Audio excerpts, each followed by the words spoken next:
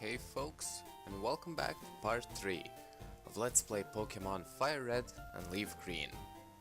Last time we got through the Viridian Forest, and now we've arrived at Pewter City, where apparently the first gym is located. I'll take my sweet time, discovering all the houses and exploring all the areas and talking to all the residents. And while most of them are quite useless, as you don't actually pick up any valuable items or collectibles from them, they actually add to the story quite well. Like this one, he talks about Team Rocket being at Mount Moon. We don't really know where Mount Moon is at this point, but apparently Team Rocket's there. And yeah, they sound pretty mean-spirited. Throughout the NPCs you also learn about the trading aspect of the game. In this game you can actually trade with both some of the NPCs and that way obtain some of the non-catchable Pokemon in wild encounters. And you can also trade with, you know, your friends using the VBA cable. Well, that's the new feature that was launched with this game. When you use the link cable, you can actually trade with obviously other cartridges of FireRed, LeafGreen, or other third generation games. I'm actually quite sure you can trade with the older ones too, but that's not something I've ever did, so don't quote me on that, okay? Anyhow though, we can also take a visit at the Pewter City Museum, and yeah, they're gonna charge us $50 for this cool experience of not getting any items. But this is an Aerodactyl fossil. When looking at fossils, you don't actually register those Pokemon in the Pokédex as seen because, well, you can only see their skeletons, which is, you know, quite grim for a Pokemon game, but fair enough, I guess. This little girl wants a Pikachu, and here we can see like a mock-up replica of a space shuttle, which is also pretty neat. Moonstones.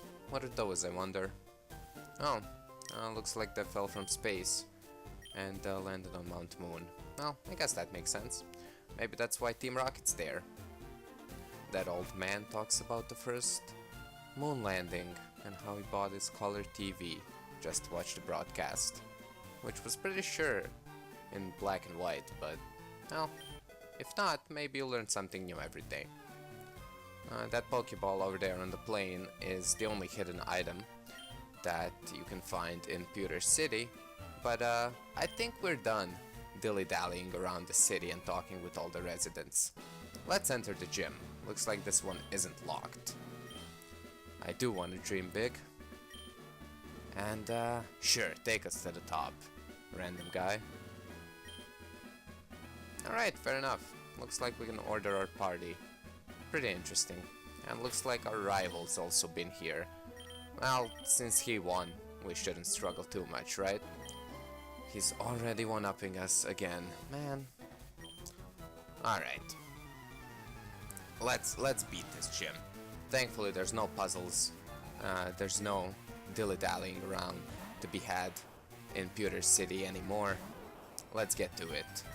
So, as you probably know, this is a rock-type gym. I actually talked about that last time, but you could also read it all over the signs. Thankfully, both of our party members, Eden and Spectre, are super effective against rock and ground types, like Sandshrew. Really cool Pokemon, actually exclusive in the wild to the LeafGreen version. But this is the first time we've seen a Sandshrew against an opponent, so, you know, in a trainer battle. But very cool Pokemon nonetheless. Again, if you're playing FireRed, you're gonna probably have to trade it over. Anyway though, a few Wine Whips to Geodudes and Sandshrews, and they're really no match for us. I kept Eden up front for the first trainer battle, and as well as the Brock battle, because Brock starts off with the Geodude as well. But he's the first gym leader, so I guess it's our first boss battle outside of our rival, which is pretty exciting. And I really like Brock's sprite here. that coat he's wearing is much cooler than the coat he's wearing in the anime, I feel like. Anyhow though, like I said, he starts off with a Geodude, who only knows Tackle and Defense Curl. And yeah, if you know Vine Whip, it's gonna be pretty easy. Both of his Pokemon have the ability Rock Head, which prevent them from taking recoil damage. Funny enough though, he doesn't have any recoil moves anyway on either of his Pokemon, so it's kind of useless.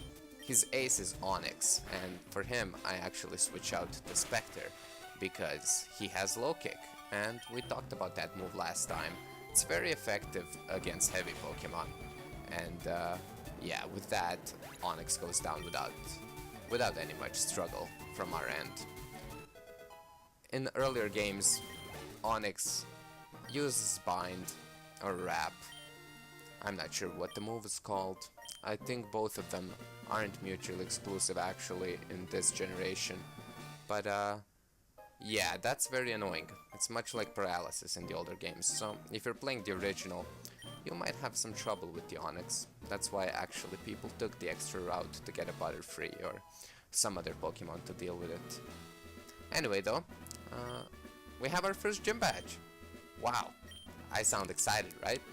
So yeah, we have the Boulder badge. First step on the way to getting to the Pokemon League. And we also have a TM for Rock Tomb. It's our first rock type move that we can learn. And actually, it's quite useful because it gives us good type coverage. Anyway though, if we check out our trainer card for the first time, you can see that in the empty slots at the bottom, we now have the Boulder badge. In future generations, the gym badge display case is actually much cooler. I actually really like the touch how in the 4th gen DS games you can actually polish your badges. It's all pretty cool. But I want to take a visit to the Pokemart now, because there's new items to buy, and I also kind of want to stock up on Pokeballs, because as you know, I'm trying to complete the Pokédex as much as possible for all the available items in the game. And I also want to buy the new item in store all the way at the bottom. You can also now buy escape ropes here. They get you immediately out of any dungeon or cave, but the item I'm interested in is actually the Repel. So for 100 steps you will see no wild encounters if you activate a Repel, and because we have another dungeon coming up, it's actually pretty useful. And if you've noticed, we've been moving kinda slow through this game. I mean, it's definitely a bigger game as far as the overworld is concerned, but we don't have any ability to really move faster, which is weird. Oh, and you can also organize your items by pressing the select button when you're in the bag. It's pretty useful. Anyway though, one of Professor Oak's aides shows up, and finally, 3 parts in after the gym badge battle, we finally get running shoes in this game. That's actually one of the biggest complaints that I have, and pretty much everybody I know has, about these remakes, and specifically FireRed and LeafGreen in general. Takes so long for you to actually get running shoes, but now we finally have it, and you know, the rest of the game should be a breeze, right? Anyway, that quick little cut there was me just going back to the Pokemon Center and healing up. And before we move on, I actually want to teach Spectre Rock Tomb. And well, I think about it carefully for just a bit, but I decide to actually get rid of low kick, because Leer is actually super useful with how powerful our base attack stat is. And low kick, outside of that Onix, I don't see it being used very often, because again, we do have Eden with Vine Whip, and we do have Karate Chop still on Spectre, should we choose to fight any more rock or ground types. Well, only rock types, technically, using Spectre. But yeah, we're now on Route 3, and there's a whole bunch of trainers here. And this first battle is actually a perfect example of why I chose Rock Tomb. Now sadly, Rock Tomb as a move itself doesn't have 100% accuracy like Scratch or Karate Chop, it has only 80%, so you could get screwed over sometimes.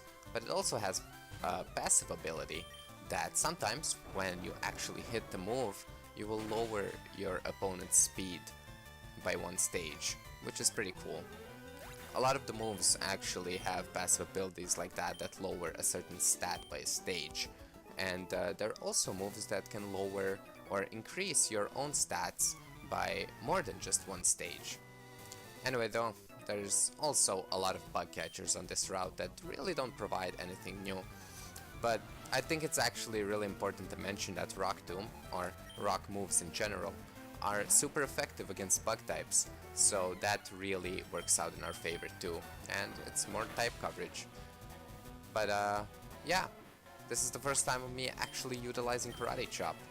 It, well, chops those rats down to size, if I do say so myself. But here's an Ekans, and that's a Pokemon exclusive to FireRed. So in my case, because I'm playing LeafGreen, I can't actually catch it in the wild.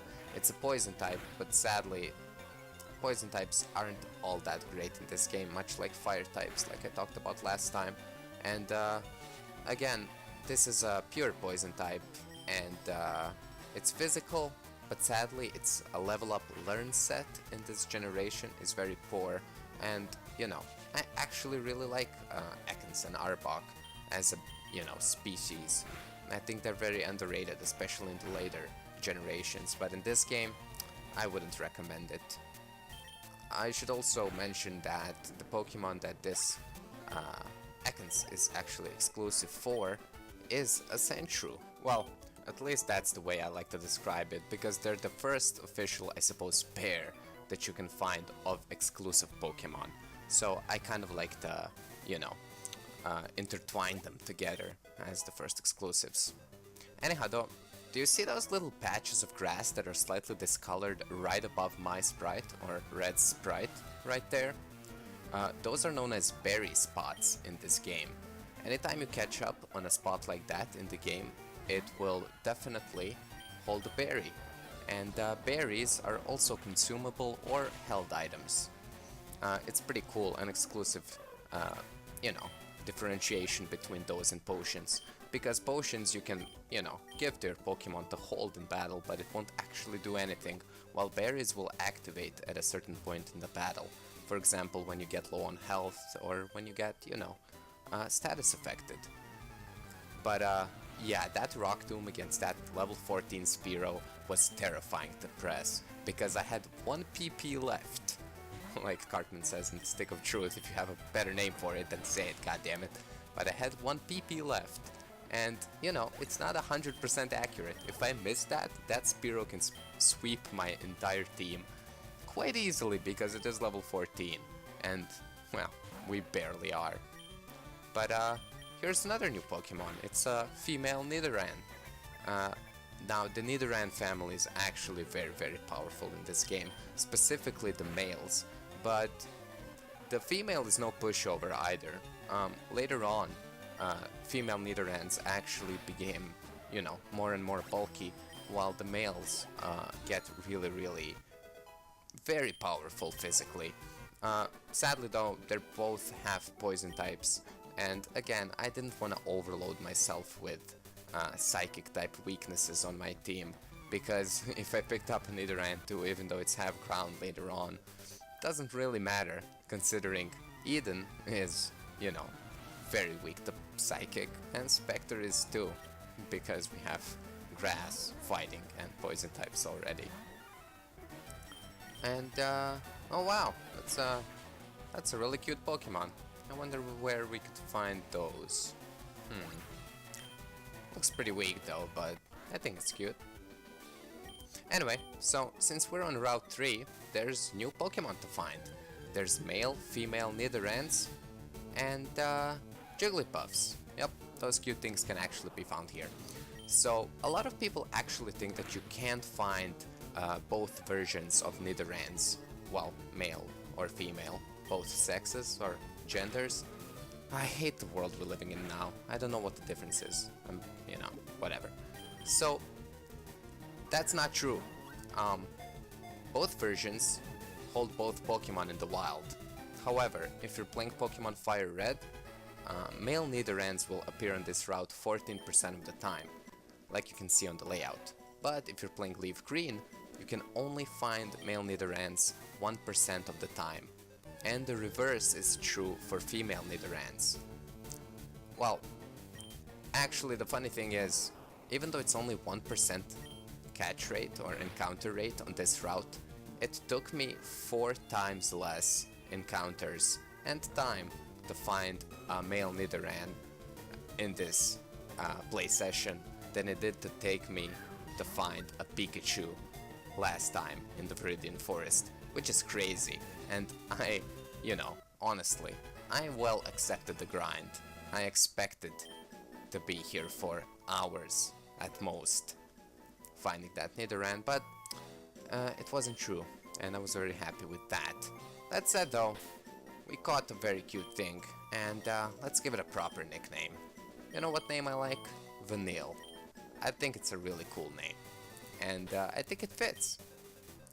Anyway, she's a female, of course, and that's why I gave it this adorable name after a very, very adorable character in the game. That said though, she's level 3 and only knows Sing. Bad thing is, she's also impish natured. Now, the Jigglypuff family, specifically its evolved form, Wigglytuff, is very cool because it has a lot of HP when we talk about its base stats, but its attack and special attack are both 75.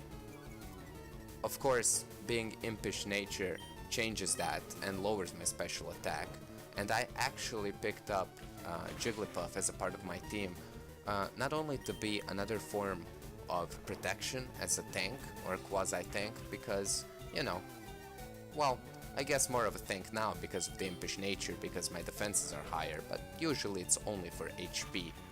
But also because how versatile the Pokemon is in its abilities to learn all sorts of moves. It's compatible with all sorts of TMs, physical and special.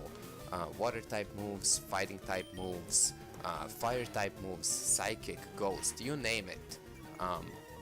Wigglytuff can learn absolutely everything, and it's very cool because it's also bulky, and I think we're gonna need that specifically in our protection against something like psychic or fire, because Edens are only tank right now, right? But the bad thing is, I kind of chose a Jigglypuff slash Wigglytuff to be my fire replacement, because like I mentioned last time, this game is very scarce when it comes to quality, fun fire types. All of them are bad, I'm just gonna flat out say it. Of course, unless you're using Charizard or Arcanine, but I talked about how I don't like using Pokemon that are very, very overused in Let's Plays. And because of that, I chose to go with a Jigglypuff. And you might laugh at me, but to be honest, I'd much rather have a Jigglypuff in this game than a Flareon, for example. Flareon is pure trash. But with that, we've actually finished up everything we had to do in Route 3. And yeah, despite it looking so, there's actually no hidden items other than another berry spot. And it's a Person Berry, which actually heals confusion. And it hasn't come up yet, but it actually will come quite useful, so hold on to that Person Berry. Alright, we've done a lot today. We've explored Pewter City, we've fought our first gym badge. Well, we didn't fight the badge, it's actually pretty nice, I get along well with it. We fought the gym leader for the badge, and yeah, we've gotten through Route 3 and gotten to the entrance of Mount Moon, our next dungeon.